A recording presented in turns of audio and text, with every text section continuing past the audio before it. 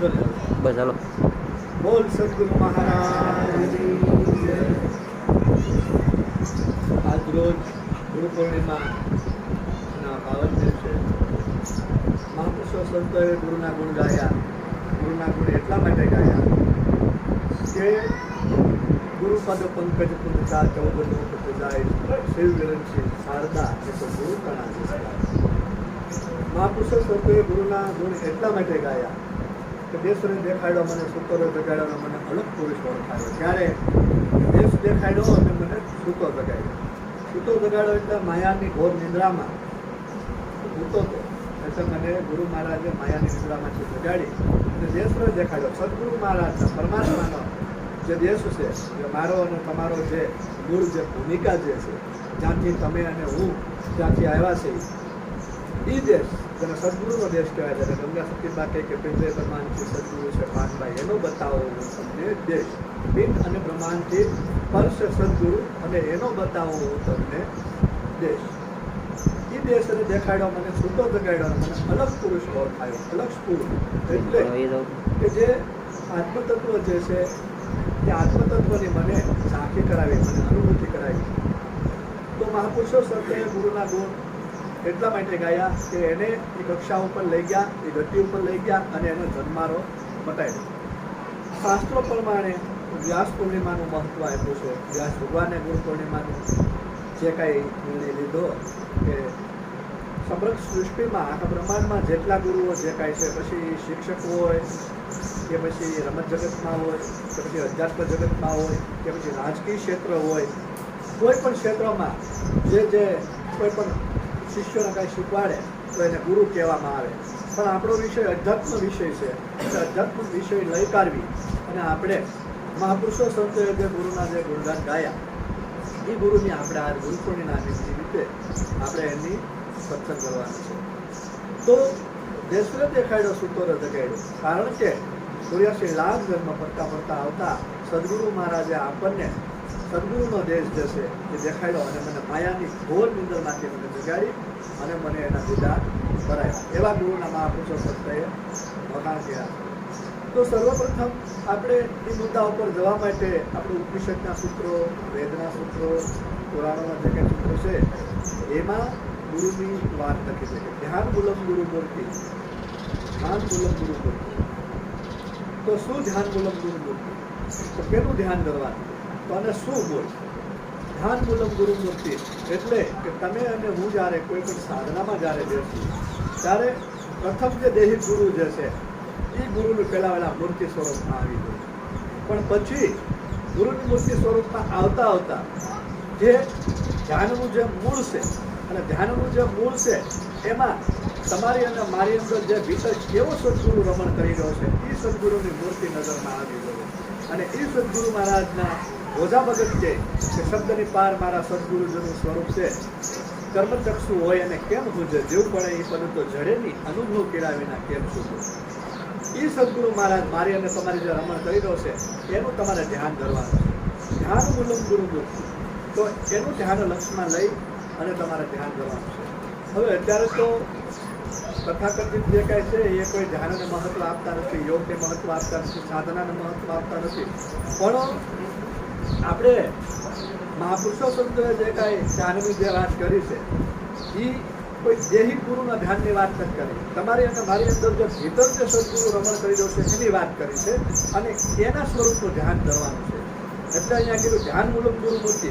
હવે એક જે ધ્યાનની જે વાત આવે છે એ ધ્યાન આ ભૌતિક ધ્યાનની વાત આવે છે જે તમને કર્મચક્ષુથી આંખોથી દેખાય. આંખોથી કોઈ વસ્તુનું ધ્યાન રાખી શકાય પણ ધ્યાન ધરી ન શકાય. તમે 21 નજરે આમને આમ કોઈની સામે તમે જોઈ રહ્યો, કોઈ ધ્યાન ધર્યું ન કહેવાય, ધ્યાન 21 નજરે રાખ્યું કહેવાય. હવે અહીંયા જે મહાપુરુષો સંતો જે ધ્યાનની વાત કરે છે એ ભીતરના ધ્યાનની વાત કરે છે અને ભીતરના ધ્યાનની વાત કરી કાઢીને એ ગુરુનું ધ્યાન ધરવાનું કહે છે. ધ્યાન મૂલમ ગુરુ મૂર્તિ. હવે એ જે ધ્યાન જે છે એમાં તમને ગુરુની મૂર્તિ જે છે એ તમને નજરમાં આવવી જોઈએ. ત્યારે એ ગુરુની મૂર્તિ તમને જ્યારે નજરમાં આવે તો એને લક્ષ્મી સાહેબે કીધું ત્યારે ગુરુ મળ્યા પછી કે વર્તાણી આનંદ લીલા લહેર બેની મને ભીતર સદગુરુ મળ્યા. વર્તાણી આનંદ લીલા લહેર બેની મને ભીતર સદગુરુ મળ્યા. કરમન સાહેબ મળ્યા બાદ પણ એને ભીતર સદગુરુ મહારાજના ઇજાર કર્યા. જીવન સાહેબે પણ 18 ગુરુ કર્યા, પણ જીવન સાહેબે છેલ્લે એમ કીધું, ત્યારે ભીમ સાહેબ ભેટ્યા અને એને ભ્રમણા ભાંગી અને એને નિદાન છો, ત્યારે ભીમ સાહેબે જીવન સાહેબે કીધું કે ગુરુ તું કાયામાં ગોત્ય કરું વાલાના વખાણ, 10મા મોલે આ દેવ બિરાજે, તમે એ રાખો ધોળી મજાના પ્રમાણ. આ ગુરુ તું કાયામાં ગોત્ય. મહાપુરુષો સંતોએ છેલ્લે શરીરરૂપી ગુરુની જરૂર છે. શરીરરૂપી ગુરુને મારે તમારે બધાને જરૂર છે, પણ શરીરરૂપી ગુરુના માધ્યમથી તમારી અંદર જે ભીતર જે સદગુરુ રમણ કરી રહ્યો છે, છેલ્લે એનો દીદાર કરવાનો છે. એટલે ભીમ સાહેબ બોલ્યા કે પ્રગટ 5 તત્વમાં મને ગુરુ મળ્યા, મને છઠ્ઠે સર્જનહાર સદગુરુ મળ્યા. પ્રગટ 5 તત્વનો ગુરુનો જે છે એ તો મને મળ્યા જ છે, પણ મને છઠ્ઠે સર્જનહાર સદગુરુ મળ્યા.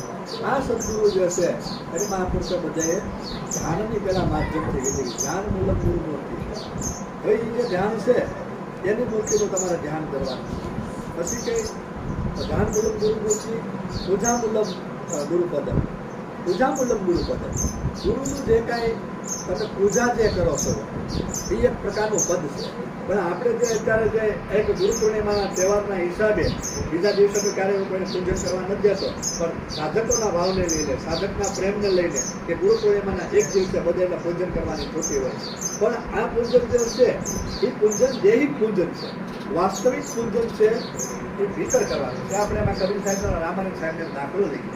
રામાનંદ સ્વામી કબીર સાહેબના ગુરુ કથા એમ કે મહાપુરુષો સંતોને આગળ સાંભળેલી કથા કે રામાનંદ સ્વામી કબીર સાહેબને નાની ઉંમર, અને કબીર સાહેબે જ્યારે એને રામાનંદ સ્વામીને ગુરુ કર્યા હતા, પણ રામાનંદ સ્વામીને ખબર નથી કે કબીર સાહેબે મને ગુરુ, કબીર સાહેબનો હું ગુરુ છું. સવારના પોરમાં ગંગા નદીના ઘાટે પવિત્ર રામાનંદ સ્વામી ગંગા નદીની પૂજા કરવા જતા હતા, સ્નાન કરવા જતા હતા. કબીર સાહેબ ત્યાં હોઈ ગયા અને અંધારામાં, અને રામાનંદ સ્વામીના કબીર નાની ઉંમરમાં હાવ નાના બાળો અવસ્થા, અને કબીર સાહેબ એના ફેદે આવ્યા. એટલે આવ્યા એટલે રામાનંદ સ્વામી રામ રામ કે બધા રામ રામ બોલ, એટલે એને માથે હાથ દીધો, ત્યાં આવી ગયો.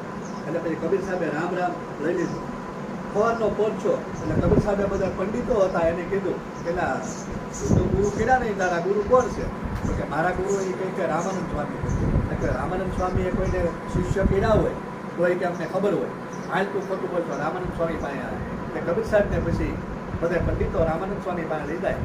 રામાનંદ સ્વામી પાસે હવાના પોરમાં લીધા. રામાનંદ સ્વામી પૂજા કરતા. હવે કોઈ પહોંચેલા પુરુષ હોય, કોઈ યોગી પુરુષ હોય, કોઈ એમાં નિપુણ થઈ ગયેલા હોય, એ કોઈ પૂજા કરે, એ કોઈ દૈહિક પૂજા ન કરે. જે રીતે કે હવે અહીંયા કોઈ અમારે મંદિર નથી, કોઈ એવું દેવી દેવતાની મૂર્તિ નથી, કે કોઈ અહીંયા એવો ફોટો નથી કે અમે એની પૂજા કરીએ. યોગી જે હોય, જે સાધનામાં જે હોય, જે જ્ઞાની પુરુષ હોય, એ ભીતરથી પૂજા કરતા હોય. મનની દૂર, મનની પૂજા, મનની પૂજા. એની જે પૂજા હોય છે એ અંતરાત્માની પૂજા હોય છે. અને સંસારી માણસને જેને ખ્યાલ નથી, જેને આ ખબર નથી, એ માણસો દૈહિક પૂજા કરે, અને એ જરૂરી છે. દૈહિક પૂજામાંથી અમે દૈહિક પૂજા પહેલાં કરતા, દૈહિકમાંથી પછી અંતરમાં આવ્યા. એમ રામાનંદ સ્વામી પૂજા કરતા હતા. હવે રામાનંદ સ્વામી પૂજા કરતા હોય તો એ કાંઈ મૂર્તિની કે પોતાની કે એની પૂજા ન કરતા હોય, પણ રામાનંદ સ્વામી મનથી ભગવાનનો ઘાટ ઘડી કાઢવી અને ભગવાનની પૂજા કરતા હતા. ભગવાનને હવાના બોરમાં સ્નાન કરાવ્યું, સ્નાન કરાવી પછી મુંગટ પહેરાવી દીધું. મુંગટ પહેરાવી કાઢવીને રામાનંદ સ્વામી ભગવાનના હાર પહેરવા ગયા એટલે મુંગટ મોટું, મુંગટ આડું આવ્યું એટલે વિડંબનામાં પીડા કે મુંગટ પહેરાવાઈ જાય પછી તો હવારે જ નીકળે, જ્યારે નવરા હોય ત્યારે કઢાય નહીં. એટલે હાર પહેરાવો કેમ? રામાનંદ સ્વામી મનીએ મનમાં એમ મૂંઝાણ કે કેમ હાર પહેરાવે. એટલે કબીર બરોબર પડદાની પાછળ બહાર ઊભા હતા, અને કબીર સાથે એમ કીધું કે ગુરુ મહારાજ તોડતર જોડ દો. કે હારને તરીકે હાર હોય ખૂબ પડતો ચોરી કાંઈ નહીં કે ચોરી જો એમ એટલું કીધું. એટલે એને સાંભળ્યું એ કે હું તો પૂજા છે એ મનથી પૂજા કરું છું. અહીંયા તો કોઈ ઠાકોરે નથી, કોઈ ભગવાને નથી, તો હું આજે પૂજન કરું છું એ આને કેમ ખબર? એટલે બહાર આવ્યા, રામાનંદ સ્વામી બહાર આવી કાઢી જોયું તો સવારના પોરમાં જે એને બ્રહ્મ મુહૂર્તમાં જે મળ્યા હતા એ બાળકના દર્શન થયા. એટલે કીધું કે આ છોકરો છે એ તમારો શિષ્ય છે? આમ જોયું કે હા એ મેં સવારે જ કહી કે માથે હાથ દીધો. સારું. એટલે પછી બધા આવી ગયા પંડિતો. એટલે એને કીધું તું અહીંયા ઊભો રહે, તારું કામ છે. અમિત સાહેબને કીધું કે હા તને કેમ ખબર? એ કે હું તો જે પૂજા કરતો હતો તે મનથી પૂજા કરતો હતો. તને કેમ ખબર? એટલે ગુરુ મહારાજ મારે ખાલી એક સદગુરુની જરૂર હતી કે જેથી કરીને હું બધાને કહીએ કે આ મારા ગુરુ છે. પણ તમે અને હું તો વાસ્તવિક રીતે કે આ અનાજના આપણે તો બે છે ને ગુરુ શિષ્યનો નાતો છે, એટલે મારે કરવા. બાકી હું તો આ બધું જાણું જ છું. અને પછી કહેવાનો મારો મિનિંગ આખો એમ છે કે પૂજા જે છે એ આખી ભીતરની છે. આ જે પૂજા છે એથી તમને નામ મળે, એથી તમને ખ્યાલ પડે, આપણા બાળકોમાં સંસ્કાર આવે કે આ આપણા ગુરુ છે, આ આપણા ગુરુ છે, એ આપણા જે કાંઈ છે એનો આપણે પૂજન હોવું જોઈએ, પધરામણી હોવી જોઈએ, એ બધું જરૂરી છે. પણ એ ત્યાં મુદ્દો અટકતો નથી. ધ્યાન મૂલમ ગુરુ મૂર્તિ, પૂજા મૂલમ ગુરુ પદમ. તો એની પૂજા કરવાની છે. તો મહાપુરુષો સંતોએ જે કાંઈ પૂજા કરવાનું બધું છે અંદર ભીતર તમારી અને મારી અંદર જે અવિનાશી તત્વ જે રમણ કરી રહ્યો છે એની પૂજા કરવાની છે. સાહેબ દારામાં સાહેબ બંદગી જે કરવામાં આવે છે, બે હાથ જોડી, એ સાહેબ બંદગી સદગુરુ કબીર સાહેબની બંદગી કરવામાં આવે છે. ભીતર તમારી અને મારી અંદર જે કબીર રમણ કરી રહ્યા છે, 5 તત્વ 3 ગુણ કે નાહી નહીં ઇન્દ્રિયો કે દેહ પણ સૂક્ષ્મ રૂપ કબીર હે દાદુ દેહ રીતે, એ કબીર જે રમણ કરી રહ્યા છે એની બંદગી કરવામાં આવે છે. પછી એક બીજા ગુરુ વાહિલા મળે અને પૂજન કરે, બંદગી કરે, એ વાત આખી અલગ છે. પણ આથી બંદગી તો તમારે ભીતર કરવાની છે, અવિનાશીની. અમને એક સાધક, એક અમને આચાર્ય મળ્યા હતા. તો એ આચાર્ય મને કહે, આમ ગુરુ પૂર્ણિમાના દિવસે કોઈ પૂજન કરે તો વાંધો નહીં, પણ જ્યારે કોઈના ઘરે પધરામણી થાય, ખાસ તરીકે નિરાધારાના આચાર્યોને લઈને વાત કરીએ કે એ જ્યાં હોય ત્યાં એને તરત પૂજન શરૂ થઈ જાય. એટલે પૂજન શરૂ થાય અને એને તિલક કરે, પગે તિલક કરે, પછી હાર પહેરાવે અને પછી બંદગી ભરે, આરતી ઉતારે. એટલે પછી મેં એને કીધું કે હા એટલું બધું તમને પૂજન કરવાનું કેવું છે? મને કે પૂજન અમારું નથી થતું, પૂજન અમારું નથી થતું, પૂજન ચોથા પદનું થાય. એની વાત આ વાતી છે, એમાં બે મત કે પૂજન અમારું નથી થતું, પૂજન ચોથા પદનું થાય, પણ ચોથા પદ ઉપર રહેવું પડે ને. ચોથા પદનું પૂજન ગમે એ ઘરે જાય તો શરૂ જ થઈ જાય. ચોથા પદનું પૂજન માત્ર ગુરુ પૂર્ણિમાના દિવસે એક જ વાર ગુરુનું પૂજન થાય. બાકી તમારે બધેને વર્ષમાં બધેને ચોથા પદનું પૂજન કરવાનું છે. ગુરુ પૂર્ણિમાના દિવસે એક જ સ્થૂળ દેહના ગુરુની પૂજન થાય. બાકી અમે તમે બધેને ચોથા પદનું પૂજન કરવાનું છે. તો મેં એને વ્યવહારિક રીતે સમજાયું, અધ્યાત્મ રીતે સમજાયું. તો ચોથા પદનું પૂજન થતું હોય તો પૂજન કરવાવાળા જે છે એ તે નાશવંત, પુષ્પ જે છે એ નાશવંત, કંકુ જે છે એ નાશવંત, ચોખા જે લગાડ્યા એ નાશવંત, હાર જે પહેરાયો એ નાશવંત, પ્રસાદી જે આપી એ નાશવંત, 5 રૂપિયા દક્ષિણા મૂકી એ નાશવંત, પૂજા કરાવવાવાળો પણ નાશવંત, પૂજા લેવાવાળો પણ નાશવંત અને પૂજા જોવાવાળા પણ નાશવંત. આ બધા પહેલા પદમાં આવી ગયા. આમાં અવિનાશી પદની પૂજા કેમ કરી? અવિનાશી પદની પૂજા કરવી તો રામાનંદ સ્વામી જેમ પૂજન કરતા હતા એ પૂજન થવું જોઈએ.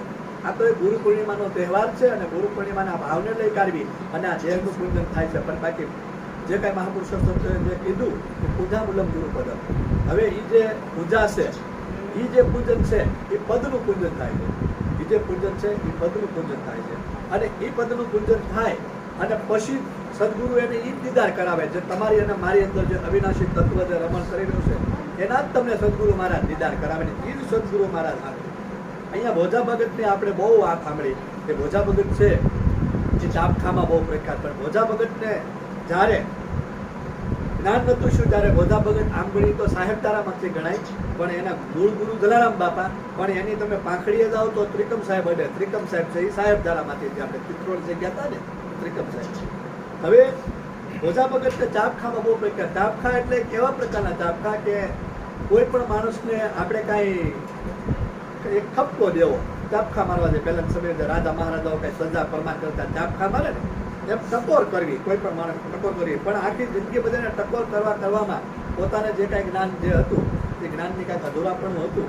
એટલે જલારામ બાબાનો ભેટો છે એટલે પછી ભોજા ભગતને જ્યારે જ્ઞાન છે એટલે ભોજા ભગતમાં આપણે ચાપખા બાબતમાં વધારે પ્રખ્યાત. પણ ભોજા ભગતની કેવી પણ વાણીઓ છે કે કીડી બિચારી કીડલી લેવાય. આપણે કીડીનું જાનનું જ્યાં સાંભળ્યું ને હાલો રે કીડીબાઈની જાનમાં અવળવાણી ભોજા ભગતની લખેલી. એક વાણી ભોજા ભગતની સ્વયંવાણી કે શબ્દની પાર મારા સદગુરુજીનું સ્વરૂપ છે. કર્મચક્ષુ હોય અને કેમ હુજે, જીવ પડે એ પદ તો જડે નહીં, અનુભવ કર્યા વિના કેમ હુજે. શબ્દની પાર, શબ્દ જરૂરી છે, મારે અને તમને શબ્દ જરૂર છે. આપણે બધા જ્યારે ગુરુના સાનિધ્યમાં જ્યારે જઈ, ગુરુ પાસે જઈ ત્યારે ગુરુ મહારાજ તમને પહેલા વહેલા શબ્દ આપે, મંત્ર જેને કહેવામાં. પણ શબ્દ જે આપે એ શબ્દ પછી સ્વરૂપ આવે, રૂપ આવે. કેવી રીતે રૂપ આવે કે દાખલા તરીકે આ હાર છે તો હવે હારનું જે વાત બોલું કે ભાઈ પુષ્પનો હાર, હવે પુષ્પનો હાર છે એ શબ્દ છે, પણ પુષ્પનો હાર તમે જોયો જ ન હોય તો પછી એક સમય એવો આવે કે રટણ કરતા છેલ્લે તમને હારના દીદાર થાય. જેને આપણે હાર જોયો કે હવે તમે હારને જોઈ લીધો હોય, પુષ્પના હારને જોઈ લીધો હોય, પછી તમારે શબ્દ મહત્વનો રહે નહીં, શબ્દ મહત્વનો ન રહે. એટલે ભોજા ભગતે કીધું કે તમને ગુરુ મહારાજ જે કાંઈ 52 અક્ષરમાંથી જે કાંઈ શબ્દ આપ્યા, 52 બારો, કોઈને 53મો કહે, કોઈ 52 કહે, કોઈને અપક્ષર કહે. એ જે શબ્દ જે આપી રહ્યા છે એ શબ્દની પાર સદગુરુજીનું સ્વરૂપ છે. કારણ કે એ સદગુરુ મહારાજ છે વાણીમાં આવે એવો નથી, શબ્દમાં આવે એવો નથી. એ શબ્દની પાર સદગુરુજીનું સ્વરૂપ છે. તો ત્યાં તો કે શબ્દની પાર સદગુરુજીનું સ્વરૂપ છે. સર્વચક્ષુ હોય ને કેમ છે? આ ચામડાની આંખોથી દેખાય નહીં. આ ચામડાની આંખોથી કિશનદાસ બાપુ દેખાય, પણ તમારી અને મારી અંદર જે સદગુરુ રમણ કરી રહ્યો છે એ સર્વચક્ષુથી ન દેખાય. એટલે બોજા ભગતે ટકોર કરી શબ્દની પાર મારા સદગુરુજીનું સ્વરૂપ છે. એટલે જલારામ બાપાનું લખ્યું સદગુરુજીનું સ્વરૂપ છે. શબ્દની પાર મારા સદગુરુનું સ્વરૂપ છે. કર્મચક્ષુ એને કેમ હુજે? જીવ પણ એ પદ તો જડે નહીં, પણ અનુભવ કર્યા વિના કેમ હુજે? જે કાંઈ આ તમે જે કાંઈ મને માનો છો કે આપણે જે કાંઈ ગુરુને માની રહ્યા છે એ એકંદરે આપણી જીવ દશા છે. એટલે આપણે દેહને મહત્વ આપ્યું, પણ દેહ પછી પાર જવાની વાત છે. એ આપણી પર જવાની જે વાત છે એ ગુરુની હાથની વાત છે. ગુરુ એને પછી પર કરાવે.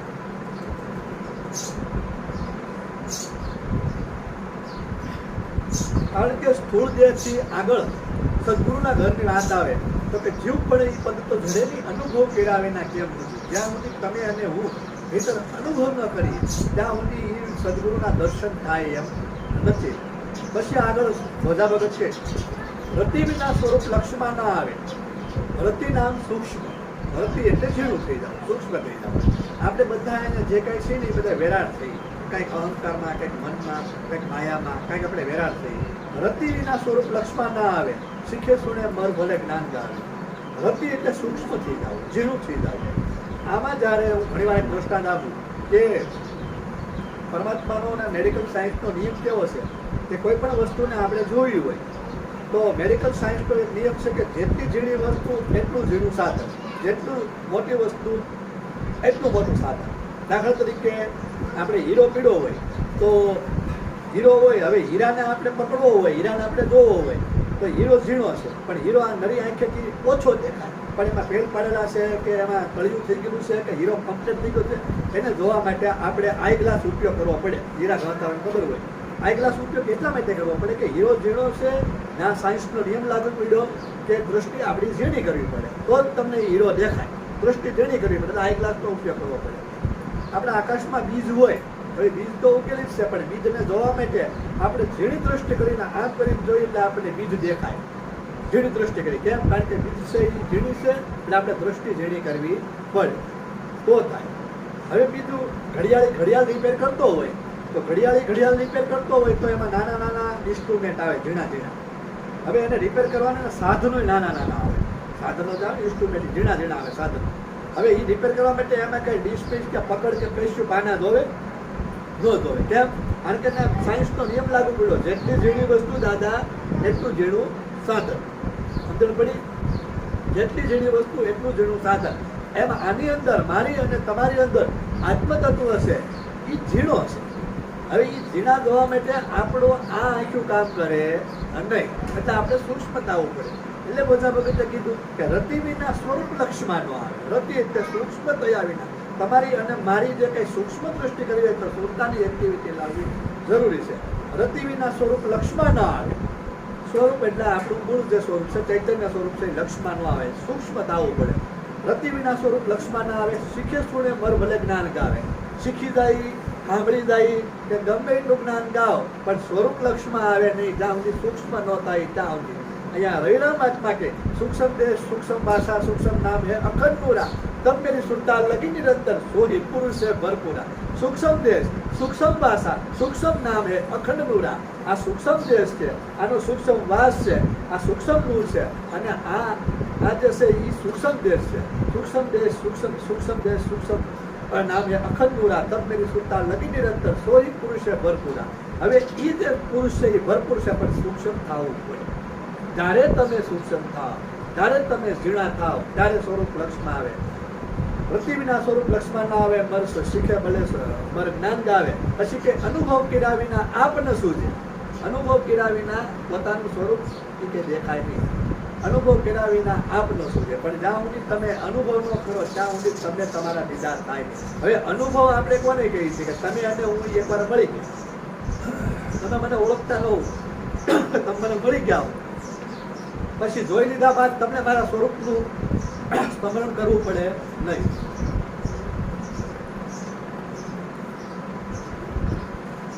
અનુભવ વસ્તુ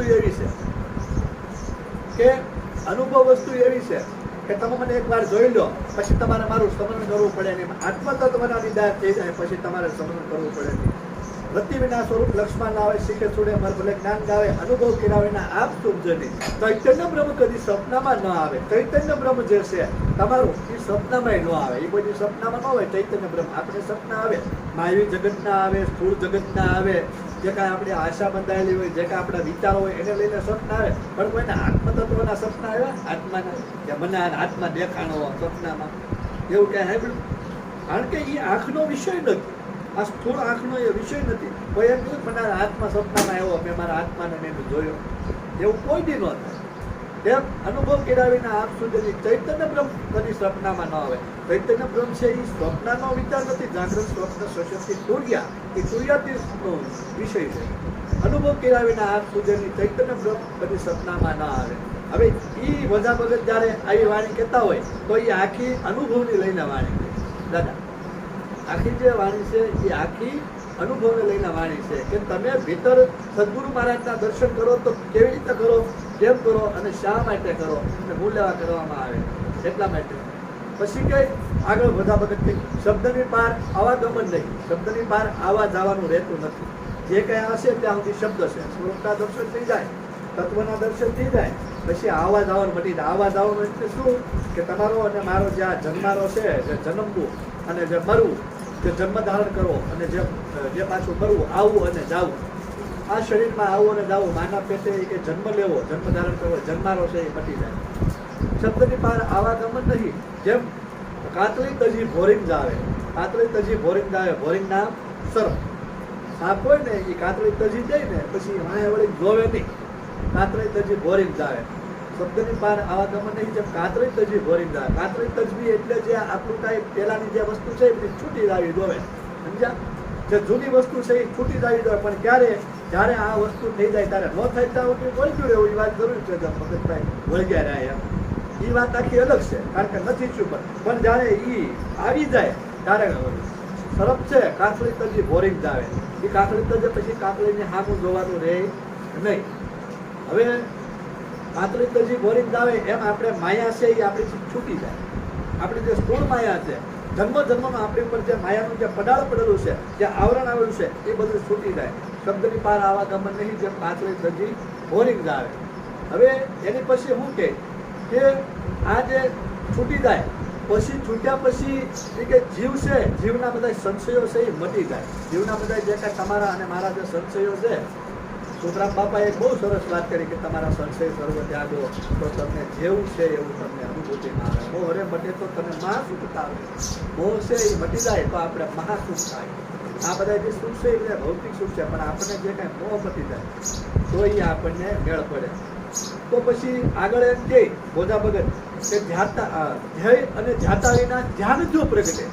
ધ્યેય અને ધ્યાતા વિના ધ્યાન જો પ્રગટે. ધ્યેય આપણે કાંઈ પણ મેળવવું હોય તો એક ધ્યેય હોવો જોઈએ. આત્મસાક્ષરતા કરવાનો ધ્યેય હોવો જોઈએ. કાંઈક બનવાનો પણ કાંઈક ધ્યેય હોવો જોઈએ. નાના નાના બાળકો છે, સવારે અમારે કૃષ્ણા નામનો એક છોકરો હતો કે મારે ડૉક્ટર બનવું, એનો ધ્યેય કહેવાય. ડૉક્ટર બને કે ન બને પણ અત્યારમાંથી એને આવી પૂર્ણા થઈ કે મારે ડૉક્ટર બનવું, MBBS.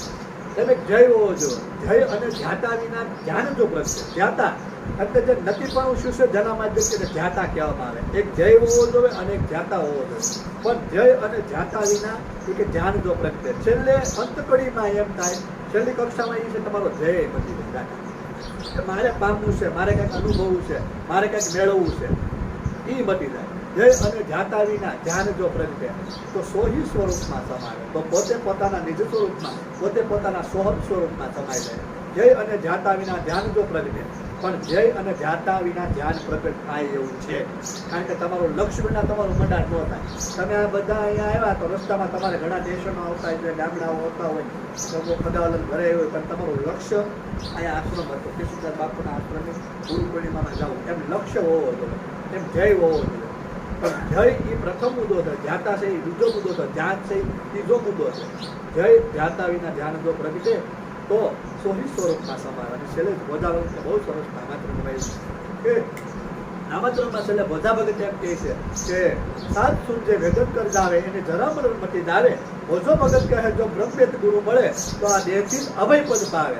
સાત સૂર્ય જે વેદન કરી જાવે, આ દેહની અંદર સાત સૂર્ય રમણ કરી રહી. જેમ સાત ચક્ર છે એમ સાત સૂર્ય છે આજના ચક્ર પછી.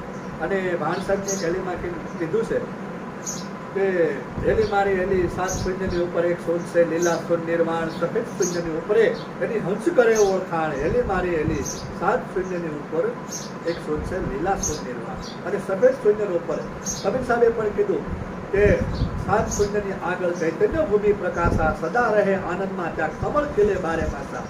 એમ મહાપુરુષો સંતોએ આની અંદર સાત ચક્ર પણ કીધા અને સાત શૂન્ય પણ કીધી. બોધા ભગતે પણ એક વાણીમાં કીધું કે પોતે સાત ચક્ર અને સાત શૂન્યને નોકરી પાડ્યું છે. બોધા ભગતે એક વાણીમાં તો શબ્દ સાત શૂન્ય જે ભેદન કરાવે સુરતાના માધ્યમથી જે સાત શૂન્ય જે ભેદન કરી જાય એને જરા મરણ મટી જાય. જરા એટલે જન્મવું અને મરણ એટલે મૃત્યુ. જન્મવું અને મરવાનું મટી જાય અને મુક્તિ પદ પામી જાય. સાત શૂન્ય જે ભેદન કર જાવે જરા મરણ મટી જાવે. બોધો ભગત કહે જો બ્રહ્મ વેતા કોઈ ગુરુ મળે તો આ દેહથી અભય પદ પાવે.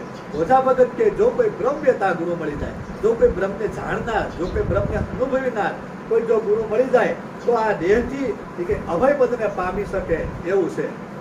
પણ કોઈ એવા બ્રહ્મ વેતા ગુરુ હોય, કોઈ એવા મળી જાય તો આ દેહથી તમે અભય પદને પામી શકો. અભય પદ એટલે શું? અભય પદ એટલે કે આપણે હવે ફરી જન્મવું ફરી મરવાનું મટી જાય. રવિરામ મહાત્મા કે અબ નહીં આવું અબ ન જાવું અબ ન ધરું મેં કુડા જાના કહે રવિરામ ગુરુ ભાણ પ્રતાપે મને લીખ દિયા ગુરુએ અમર પરવાના. આ મારા ગુરુએ મને અમર પરવાનો લખી દીધો. આ મારા ગુરુએ મને આવા જવાનું મટાડી દીધું. અબ નહીં આવું અબ ન જાવું અબ ન ધરું મેં કુડા જાના. હવે મારે ધ્યાન ધરવાની જરૂર નથી, પણ ત્યાં સુધી ધરવું પડશે. ત્યાં સુધી આવા જવાનું ન મટે, ત્યાં સુધી આનો ભેદ ન મટે ત્યાં સુધી. અબ નહીં આવું અબ ન જાવું અબ ન ધરું મેં કુડા જાના કહે રવિ રામ ગુરુ ભાણ પ્રતાપે મોહે લીખ દિયા અમર પરવાના. એમ બોધા ભગત કહે કે જો કોઈ બ્રહ્મ વેતા ગુરુ મળી જાય તો આ દેહથી કે આપણે અભય પદને પામી શકીએ. શબ્દની પાર મારા સદગુરુજીનું સ્વરૂપ છે. કર્મચક્ષુ હોય અને કેમ હુજે, જીવ પડે એ પદ તો જડે નહીં, પણ અનુભવ કેળા વિના કેમ સુજે. આવું મહાપુરુષો સંતોએ કાંઈક ગુરુના ગુણગાન ગાયા ગુરુ પૂર્ણિમાના દિવસે. અને જ્યારે ભીતર જ્યારે આત્મ સાક્ષાત્કાર થઈ જાય ભાઈ તો મહાપુરુષો સંતોએ બહુ ગુરુના ગુણગાન ગાયા કે કેવી રીતે કે ભાઈ ગુરુના ગુણ કેવી રીતે કે ભાઈ ખાલે પડાવો મારા શરીર તળી એની હું મોઢું શિવડાવું અને ગુરુને એની ઉપર સોનેરી રંગ ચડાવું, ગુરુને પહેરાવું તોય મારા ગુરુના ઓશીર્વાદ ન થાય. આજ મારે આંગળીએ અજવાળું ગુરુજી મારા આવ્યા અજવાળું અજવાળું આજ મારે ગુરુજી તમે આવ્યા ને થયું મારે અજવાળું. ગુરુ સમો ઓર કોઈ નહીં દાતા માત પિતા કે પુત્ર કે ભ્રાતા. ગુરુ સમો ઓર કોઈ નહીં દાતા જો નિષ્દિન ગુરુ કરણા છે તો અભય દાન ગુરુ ફલમાં દે. આવું મહાપુરુષો સંતોએ ગુરુના ગુણગાન ગાયા. કબીર સાહેબ કે ગુરુ ગુરુ કરે કોણ ગુરુ તારે, પાર ગુરુ બિન કોણ ઉતારે. ગુરુ ગુરુ કરે કોણ ગુરુ તારે, પાર ગુરુ ગુરુ બિન કોણ ઉતારે. કબીર સાહેબે આમાં 7 પ્રકારના ગુરુ કીધા, પણ છેલ્લે એક જે ગુરુ છે એ ગુરુ તારીએ કે ગુરુ ગુરુ કરે કોણ ગુરુ તારે, પાર ગુરુ ગુરુ બિન કોણ ઉતારે. પહેલા ગુરુ માત और પિતા રક્ત બિંદુ दोनों के दाता. પહેલા ગુરુ છે એ માત અને પિતા છે, રક્ત બિંદુના બે દાતા છે જ્યાં આપણને જન્મ આપ્યો. પહેલા ગુરુ માત और પિતા રક્ત બિંદુ दोनों के दाता. ગુરુ ગુરુ કરે કોણ ગુરુ તારે, પાર ગુરુ બિન કોણ ઉતારે. એમ મહાપુરુષો સંતોએ ગુરુને મળ્યા પછી ગુરુના તમામ એને દીદાર એના ગુરુના વખાણ કર્યા અને ગુરુના ગુણ ગાયા. પણ ત્યારે ગુરુના ગુણગાન ગાયા. એક કબીર સાહેબની સાકી છે એમાં બહુ મિસ્ટેક થઈ ગઈ છે કે ગુરુ ગોવિંદ દોનો ખડા કિસકો લાગુ. ભાઈ બલહારી ગુરુ દેવનની જેને ગોવિંદ દિયો બતાવે. વાત સાચી છે, ગોવિંદના દર્શન થયા પછી ગુરુને પગે લાગ્યા એ વાત સાચી, પણ ગોવિંદ તો દેખાવો જોઈએ ને પહેલા. એનો મુદ્દો એ છે કે ગુરુ ગોવિંદ દોનો ખડા. ગુરુએ મને ગોવિંદના દર્શન કરાવી દીધા પછીની વાત છે. ગુરુ ગોવિંદ દોનો ખડા કિસકો લાગુ પાય. મને ગોવિંદના દીદાર કરાવ્યા ને પછી ગુરુ પાસે એ જઈ કાંઈ પગે લાગ્યા કે કારે ગોવિંદના દર્શન થયા ત્યારે. ગુરુ ગોવિંદ દોનો ખડા કિસકો લાગુ પાય. બલહારી ગુરુ દેવનની જેને ગોવિંદ દિયો બતાય. બલિહારી મારા ગુરુની એ સાધકની સ્થૂળ દેહની ભાવના છે. સાધકની જે ગુરુ દેખાડ્યા પછી ગોવિંદના દર્શન થયા પછી પરમાત્માના દીદાર થયા પછીની એની ભાવના છે. પછી આખા એના જે કાંઈ છે એ ગુણ ગાયા છે. પણ દેખાવા તો હોય તો ગુરુને કાંઈ હજુ ગોવિંદના દર્શન ન થાય ને ગુરુ પૂજાવા પડે ને તો એનો અર્થ શું? તો એનો કોઈ અર્થ નહીં. એનો કોઈ ભાઈ કબીર સાહેબે કીધું કે 7 સમુદ્રથી મસ્તી કરું લેખન પેરુવન રાય. કોઈ હરિગુણ 7 સમુદ્રથી મસ્તી કરું લેખન પેરુવન રાય. આખું મગજ મારી સાંખી વીંગી છે, કારણ કે કેટલું મેમરીમાં યાદ રહે. તો એ કે ગુરુકુળ લીખા ન જાય, સબ ધરતી કા કાગજ કરું, લેખન કેરું બન જાય, સાત શાયરની મસ્તી કરું, તોય હરિકુળ લીખા ન જાય. તોય ગુરુનો છે એ બોલ લખી ન શકાય. એવું અવર્ણ્ય પદ ગુરુનું પદ છે, એ અવર્ણ્ય પદ છે. અને એ અવર્ણ્ય પદ છે, અને ગુરુ છે ને આખો વિશ્વાસ ઉપરાલા કામ તરીકે આ બેનું કેવું પડે, કારણ કે બેનું કાંઈ ધ્યાન કરે નહીં, ઘરે ગુરુ પડે ધ્યાન કરે ને, ઘરે હું અમારે ક્યારેક ધ્યાન કરે. વર્ષુબેન તો અમારે છે એટલે વાંધો ન આવે. હવે એમાં ઘણી વાર એવું થાય કે ગુરુ મહારાજે ગામમાં આવ્યા છે, સાદે ખાધો સાદે, કેમ કે ગુરુ મહારાજ મને મંત્ર આપો ને ગુરુ મહારાજ મને મંત્ર આપો, તો ઘોડો અમારે ઘરે જ જેવો ગુરુ મહારાજ કહે કે શું તું કામ કર્યું, કે હું વાડીનું કામ કરું ખેતીમાં, કે ખેતીમાં હું કર્યું, કે રીંગણા અને મેથી કરી. ગુરુ મહારાજ કે વાંધો નહીં, હાલે કે તને મંત્ર આપો, દો રીંગણ મેથી કા ભારા સદગુરુ તારા હારા. એમ આપી દીધું. ઓલો કે મને ગુરુએ મંત્ર આપી દો, દો રીંગણ મેથી કા બારા સદગુરુ તારા હારા, દો રીંગણ મેથી કા બારા સદગુરુ તારા હારા. એમ કરતા કરતા બેઠો જપતા બેઠો. ગુરુ એટલે ખાલી એમ કહ્યું કે હા મારું કે પીછો તોડાવે એમ કરતા કરતા વર્ષ થયું ને ભાઈ ચોમાસાનો સમય. ગુરુ મહારાજ આવ્યા, નદીમાં પૂર આવી ગયું, અને શિષ્ય કે ઓહો મારા ગુરુ મહારાજ આવે છે, મારે મળવું છે. પણ પૂર આવી ગયું, ગુરુ ઓલા કાઢે, શિષ્ય આ કાઢે, એટલે ગુરુ શિષ્યથી રહેવાનું નહીં. કે મારે તો પૂર મળવું છે, પૂર તો હવે ક્યારે 2 કલાકે ઉતરે. એટલે ઓલો તો આવી ગઈ પૂરમાં, એ ઉતરો અને આમ સીધો હાયલો આવ્યો પાણીમાં, પૂરને ડોળા પાડી ગયા. પેલા આમ આવો શિષ્ય પારગત થઈ ગયો કે આ કેમ થયું એમ. આવી કરીને જોઈ કે એટલે આ તું કેવી રીતે આવ્યો? ગુરુ મહારાજ તમારી પ્રતાપે કેમ? કે કેમ તમે મને મંત્ર આપ્યો, કે મંત્ર બોલ્યો તો હાલવા પડ્યો, દો રીંગણ મેથી કા બારા સદગુરુ તારણ હારા. હાલવા મળ્યો તારે. ગુરુને એમ કહ્યું મેં એને મંત્ર શું આપ્યો? મેં તો આને ખોટો મંત્ર આપ્યો, પણ ગુરુને પાવર તો જ પછી ભલા બધા ઊભા કે ભાઈ ગુરુ આને મંત્રમાં હાલો મળે. ગુરુને એમ શું હાલી હું ટ્રાય મારું. ગુરુએ ટ્રાય મારી, એને જેની પાસે કે મંત્ર હતો એ હાસો આમ પાણી જા તો ધબ નહીં ગયા, તળા થઈ ગયા, પગી ગુરુ મહારાજ ડૂબ્યા. એટલે કેમ ડૂબ્યા એમ? તો કે ગુરુ મહારાજ તો આનું કારણ શું? કારણ કે તમે મને મંત્ર આપે, ગુરુએ એમ કીધું દો રીંગણ મેથી કા બારા સદગુરુ કારણ હા. કોઈ ગુરુ ડૂબ્યા એમ બોલ્યા તોય. એટલે કે આનું કારણ શું એમ? કારણ કે શિષ્યને જે કાંઈ આપ્યું હતું એને આખો ભાવ થઈ ગયો.